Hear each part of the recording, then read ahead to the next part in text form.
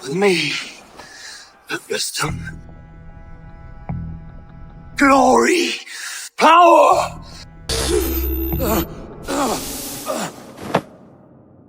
What more do you need? I think we can all agree that whilst Assassin's Creed Valhalla was consistent in its gameplay, the story fluctuated between being straight up filler, tonally inconsistent, and then nuggets of some of the best writing in the series. Valhalla isn't just an inconsistent game, it's a melding of different ideas and visions that smash together into an overly long and compromised final product. However, it's when you reach the end of Valhalla's main campaign after almost 60 hours that the game wakes up big time and we get a straight hour of the highest quality storytelling the game has to offer, causing my jaw to drop as all my critiques about the game up until this point faded away. The first time I was able to enjoy the game without compromise, and more importantly, I felt like I was playing an Assassin's Creed game again. Today I want to break down the ending of Valhalla and how it provides a perfect conclusion for the game, and also reflects the presentation and writing that we should have seen throughout Valhalla and not just the ending. Assassin's Creed Shadows is right around the corner, so during the process of this video we'll also look at the lessons that Ubisoft can take from Valhalla's ending in the future, both the positive and negative, to better prepare our expectations for Shadows. I want to do a real in-depth look at what makes this ending so good, similar to the one marvelous scene trend that went around a while ago. Call it my one assassin. Yeah, I'm sure that'll catch on. Now I should note that I have not played any of Valhalla's DLC or the last chapter missions, so when I say the finale of Valhalla, I'm referring to everything that happens when Sigurd and Eivor return to Norway. Speaking of which, let's begin. To fully appreciate how much Valhalla's finale achieves, I think we need to emphasise what the structure of Valhalla looks like leading up to it. Starting with a linear sequence of missions and frequent more capped cutscenes in the prologue, Valhalla starts very strong, with a plot that moves quickly and feels like a AAA game in its presentation. It's a start that reminds me a lot of Assassin's Creed 1, that also chose to put its best foot forward before it followed a more linear structure. Valhalla follows a similar structure to AC1, where you slowly realise that the structure of the game in the prologue was kinda smoke and mirrors. I hate to use that word, but AC1 feels like a much cheaper game after its prologue. Cutscenes are just stiff restrictions where you can only move around a little bit until Altair and whoever is talking to finish speaking, and then you complete a few busy side quests, and finally you get a nice AAA looking cutscene before a set piece assassination. I should say this is in no way a bad thing. I'm a massive fan of this in AC1, because for the most part the storylines in each city are concise. You can complete each assassination from start to finish in about an hour, so it doesn't feel stretched out or overstay its welcome. Valhalla chose to adopt the same structure, however with the idea that if each target was its own massively fleshed out and individual story, with its own characters and 3-act structure, then it could provide players with the original formula of the first game in a format that could be stretched out across a 60-hour game. Considering there are numerous sequences in this game that are a one-to-one recreation of AC1, I think the comparisons to that game are intentional. If you've played Assassin's Creed 1, then you'll know the feeling of excitement when you get to the Robert de Sable assassination and discover that it's Maria, and the formula you've been following has been subverted. From there, AC1 takes your expectations of a repetitive ending and flips it on its head, by bookending the story with a brilliantly executed secret 4th act to the game, that felt even better due to the repetitive missions that came before. Is it entirely intentional, or is AC1's ending only so good because of how surprisingly different it was from the rest of the game? Well, either way, it worked, and Valhalla chose to pull the same trick. So let's get into what happens in Valhalla. After completing arcs throughout England, you'll start to notice that there are no longer any new totems being added to your map. This is the first indication that you're nearing the end, and something as simple as this gave me both relief and anticipation, which made those last few arcs even more tough to get through, because I was so fixated on what would happen after completing them, so I wasn't paying too much interest in the frankly weaker later arcs the game throws at you. My time in Midgard is done. I wish now to see the hall of my ancestors. If you wish to die, it will not be by my hand. I do not speak of death, Eivor. I speak of life. Life and glory everlasting. I know I've been in a fog these last few weeks. I know I speak words you don't fully understand. But I only ask you trust me once more. On my final voyage back to Norway, to wish my father farewell and achieve my destiny. Completing the map will trigger a cutscene where Sigurd asks Eivor to return to Norway to claim their place in Valhalla. The place, not the game, they already did that part. Even though you're returning to an existing location, there's already a sense of mystery and unease from a location that should be a reminder of home for Eivor, and it's things like this we didn't see much in the rest of the game, although for the most part it's quite a pleasant journey. Because you were too afraid to risk it. Oh yeah, oh dear. Well, maybe not for him. The slow walk up the snowy mountains to get to the temple remind me a lot of the walk between Black Bart and Edward in AC4, harkening back to our first meeting with a sage, which had to be an intentional and fun callback for writer Darby McDevitt. The way the environment changes from the familiar mountaintops to a different kind of cold, ancient architecture that slowly works its way into the main area is an effective technique. We've seen temples in Assassin's Creed plenty, in varying degrees of scale and impact, but the way AC3, Black Flag and Valhalla treat these temples as vast and endless emphasise this crazy change in architecture and the sense of unease in the environment. Match this with the fact that the dialogue between Eivor and Sigurd is cryptic at best, and we're left with no clues as to what's going on or why we're here. The benefit of Valhalla being such a long game is the way that it builds up the mystery of what happened to Sigurd. Halfway through the game, your brother is kidnapped by the game's more obvious antagonist, and you launch a mission to rescue him, finding him with only one arm and acting like a completely different person after being tortured, rejecting Eivor's help and wishing to stay and continue the torture. Of course, we didn't know what was going on, but with hindsight, we can see that Sigurd's past life was returning to him, and these memories had given Sigurd a new lease on life and a greater purpose in his eyes. He'd seen Valhalla and wished to return.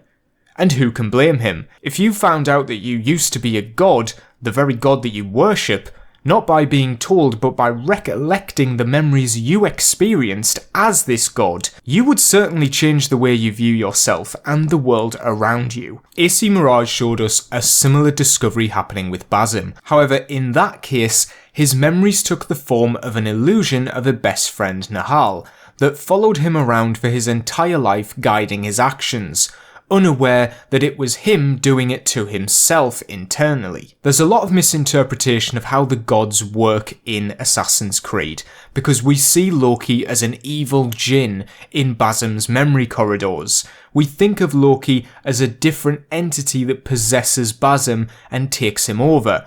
This is not true. Loki is Basim. He has always been Basim. Basim just doesn't know it. They are not separate people, and they never were. Think of it more like amnesia, and the memories returning to you would change the way that you act going forward. I'm getting ahead of myself, but with the context in mind that Sigurd has remembered who he is. Tell me who you are. He's less interested in the life he currently has, and his goal now is to fulfill the destiny he has seen in his visions. He's so fixated on the past life he had that he's stopped caring about living in the present and wishes to find Valhalla, the Viking afterlife, where he'll hunt and feast forever with his friends, braving the harsh winters aimlessly searching, making him look delusional until, of course, he's proven right. I like that Eivor has been given more of a personality than usual here. Control is taken out of the player's hands in terms of the dialogue options, and we can see the utter confusion yet trust towards Sigurd cloud Eivor's voice of reason. Maybe it's that Eivor feels a familiarity with what's going on around them, but still it feels like it needs a rational explanation, and Eivor questions things like whether this lift they're on was built by dwarves. I don't know what to say. This is all so strange. Trust this place, Eivor. This old and sacred place. Where does it lead? To the Hall of the Slain and the Golden Fields. To Valhalla. This leads to a massive reveal of what the Tree of Yggdrasil looks like. We've seen the fantasy element of Valhalla in full effect during the Asgard sequences, with Asgard portrayed as a utopia, and yet the reality is anything but that. The tree is cold and lifeless, only barely resembling a tree with its sharp appearance, juxtaposed with how positively Sigurd speaks about it, describing it as proud and gleaming, giving it a very sinister undertone as you descend closer towards it. The old tree, the tree of life. What is this? See how proudly she sits, how beautiful she gleams. Here, all the roots of life run together. I also adore the music choice here as you approach this so-called shrine. Valhalla's main themes are an assembly of string instruments like cellos and harps mixed in with the drums and horns that add that authentic Viking feel. The main theme instantly transports you to that time, but without any of the epic or action-focused elements you would expect from a Viking story, but instead the beauty of the land which was ultimately the home the Vikings were searching for. And what makes that so effective is how here, all of that is stripped away. The music that plays in the temple is pretty much silence, apart from a single string that stretches on for just that little bit too long that it sounds uncomfortable. I love how it warns of what's to come next, and how the place they are in isn't just desolate, but there's an underlying loneliness that should be a massive red flag for the pair, if not for their visions that promised a better environment past the gate. When we reach the centre, we get two pieces of member berries that should spike the attention of any AC fan. First of all, we can see that Sigurd is messing around with the same ball that Desmond was killed by in Assassin's Creed 3, and secondly, the so-called branches of Yggdrasil heavily resemble the animus from the Assassin's Creed movie, which foreshadows their purpose. And I really love that detail. Sorry, that's so cool that they did that. Yes, it is returning to me now. This ancient shrine is set alight by this sphere of metal. And these shining arms, these branches, they will grant us access to the refuse of the gods, to Valhalla. Are you ready? Sigurd, take great care. We should not tinker with the tools of the gods. You speak for yourself, Eivor. For I am no mortal. I see that now. I know it. Take your place at the center there, and you will see. As Sigurd and Eivor enter the Animus, reach Valhalla of course, we see Eivor wake up in a simulation of what the ideal Viking Valhalla would look like. A haven surrounded by cheering friends and endless battles to fight outside on the fields. In theory, this should be utterly perfect, and the two would happily live out the rest of their days here. However, Eivor is suspicious from the offset, and it all seems far too easy to achieve. For we earn no scars here, only battle wisdom. The day is done!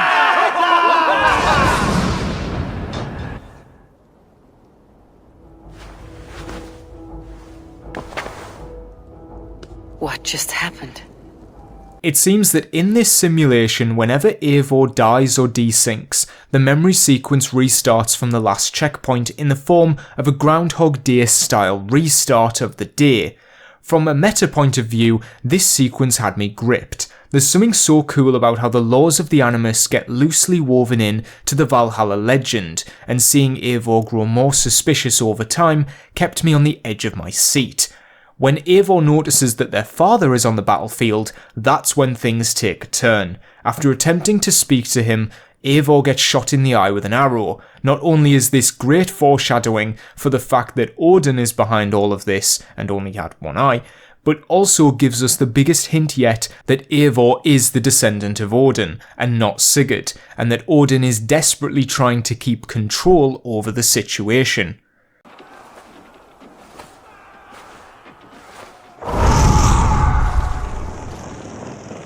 Cows die, family die, you must die. The only thing that never dies is the reputation of the one who's died. In here, you have no reputation, but out there, it's not too late. Every day the same empty war, the same hollow victory, spilling blood that tastes of water and smells of grass. You have known real battle, real glory, but this is not it. You know this. I know you do. Brother, it is time to leave. Am I destined to follow you everywhere? Till the end of my life? All right. We go. This culminates with Eivor giving a fantastic monologue on the importance of death and how it carries on our legacy further than Valhalla ever could. It's more important to be remembered by others than to be beside empty illusions that lack the humanity to understand your importance. Odin is a character that has lived forever and yet also has a lasting legacy as a legend among the living, towing the line between both, which is a very interesting comparison between how Odin and Eivor lived their lives differently. Odin intervenes with the illusion and highlights that Eivor has achieved so much in the real world they have earned their place in Valhalla, and when everything Eivor strived for is laid out in front of them, why would they turn away? I am humbled to walk with you, Eivor. Your reputation is a song warriors will sing forever. You have earned your place here, Eivor. Seize it. And can we just appreciate for a second that there are no dialogue options in this section? Eivor is no longer in the hands of the player and is just treated like a character, and the difference is startling. Suddenly Eivor can make decisions that benefit themselves and not other characters, something Valhalla lent on massively to keep the RPG elements intact. You can even hear the voice actor putting more effort into these lines because they've finally been given something with substance to chew on. Stand aside. My people need me. I have given you everything you wanted, everything you needed. You gave me nothing. It was all me. Yet I cleared your path. I guided your axe. You were a fly buzzing in my ear. How dare you deny me? Everything you believe in stirs before you. Yet you question all. You question the very gods. This leads to one of the best boss fights in the game, purely because of how anti-boss fight it is. Whilst Odin comes at you with magical attacks in this game's version of the memory corridor that you think you need to block or parry, the real way to conclude this boss fight is actually to go towards your friends. Eivor's friends appear at the door to escape and beckon for Eivor to come with them back to the real world. However, if you try and escape, then Odin can drag you by your axe back into the arena, making the only means of escape to drop the axe and choose not to fight, going against the Viking mentality. And the way you achieve this is actually very ergonomic with how the game works, because in order to end the boss fight, you have to go into your inventory and unequip your axe. Now, the following cutscene is hands down the most emotional and impactful in the entire game. I remember being in disbelief that what I was watching was in the same game that I'd been mindlessly grinding for the last 10 months. Coward of cowards!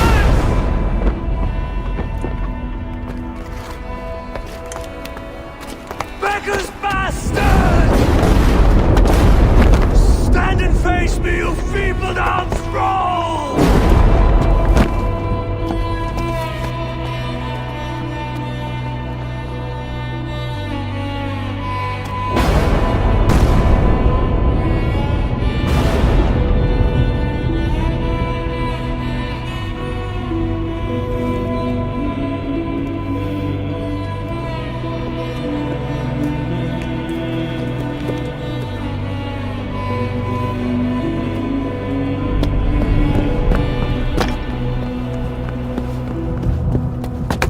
Leave me now. Nothing. With me. Have wisdom. Glory. Power. What more do you need?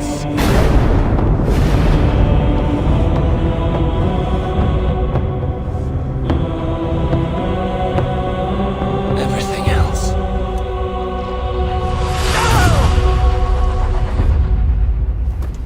Eivor reaches the door to be greeted by Sigurd missing his arm again. Oh yeah, that grew back in the simulation. It was a thing.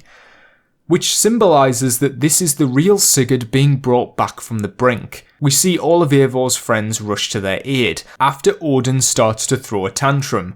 This is one of those scenes where logically, I have no idea how these characters are here or how any of this is playing out, but you go along with it anyway because of what the scene is representing, that Eivor is choosing to die without a Valhalla if it means living with the people that we've spent our entire game forging alliances with, learning to appreciate them as people, and in a metatextual way, no longer as video game NPCs that are empty husks like the ones in the simulation. We grew to know them as people as much as Eivor did, and that's really impressive stuff to call attention to.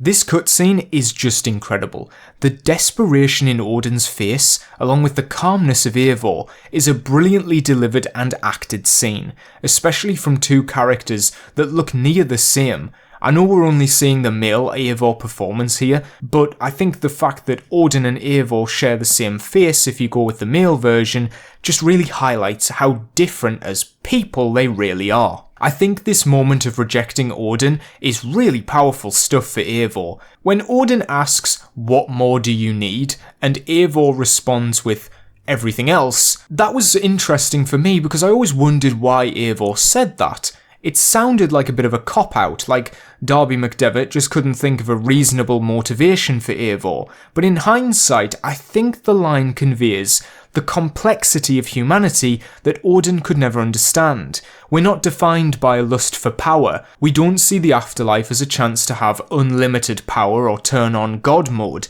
It's the idea that everything we choose to do in our lives one day will be judged, so we choose to enjoy the time we have. It doesn't matter what Eivor's was, the point is that it was different from Odin, who had been looking to prolong his life and mould Eivor into being more like he was, in a desperate attempt not to be forgotten. I like that the first thing Eivor asks is if Sigurd is with him after he exits this so-called animus. It's a nice parallel to the quote that we first heard in the reveal trailer for the game, where Eivor got excited that Odin was with them in battle, like a sign of good luck or fortune, which was also carried across into the dialogue in the game. But when you hear Eivor say this about Sigurd, it feels like Odin's influence is finally gone for good.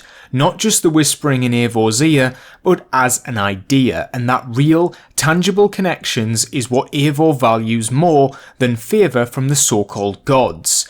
We then get a resolution to the Basim storyline, where it's revealed that Basim was Loki, and presumed that Sigurd was Odin, only to be duped. However, he isn't aware that Odin has left Eivor, so the boss fight is a bittersweet one, as Loki couldn't have gotten his revenge even if he had killed Eivor in this fight. The fight also shows that Eivor has to clean up for Odin's mistakes, and once again prove himself to be better as a person worthy of being at the helm. Eivor is ultimately sympathetic towards Basim, and instead of killing him, he traps him in eternity within Ye Olde Animus, because that's mercy, right? Hey, that was a pretty cool move though. Okay, I know I'm glossing over this, but then we get the most substantial addition to the modern day storyline since 2012, and yet I still feel like it's going to end up going nowhere.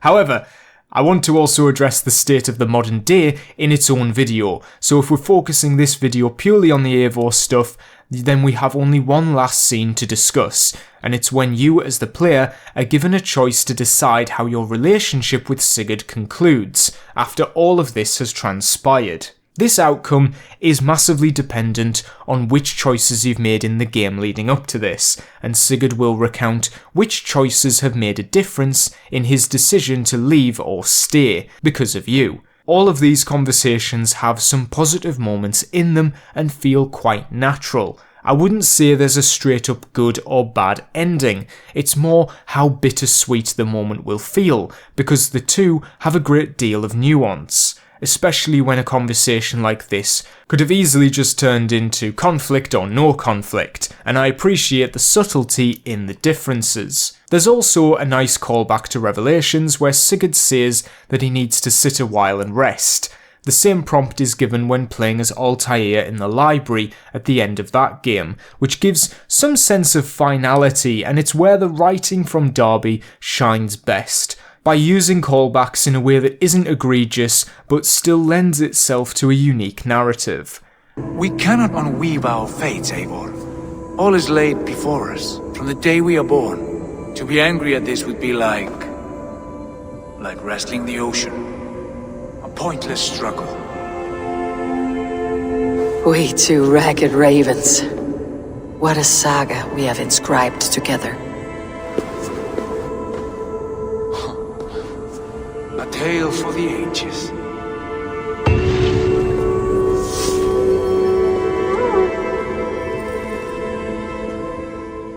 I think it's clear to me that Valhalla has some issues stretching its budget out across such a massive game. When your campaign is God knows how much longer than the earlier Assassin's Creed games, with so many more lines of dialogue to record, it makes sense that the quality is going to drop as a result.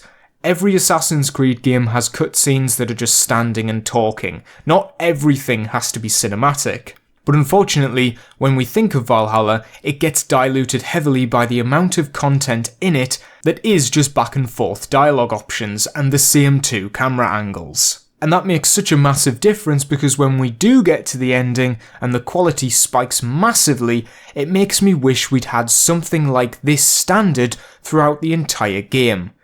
As we move on to Assassin's Creed Shadows, we have seen these stiff cutscenes return, which is fine. Every game can have these. My biggest worry is that we've yet to see anything that resembles the cutscene quality of the beginning and end of Valhalla, and even some parts that were in Mirage, which should be what they use to showcase how good the story will be and get people engaged. If your game is going to be over 50 hours long, gameplay isn't the only thing that has to carry it. If Shadows is going to deliver, then we need to see the quality storytelling that Valhalla proved to us, albeit in its final moments, is still possible with this franchise.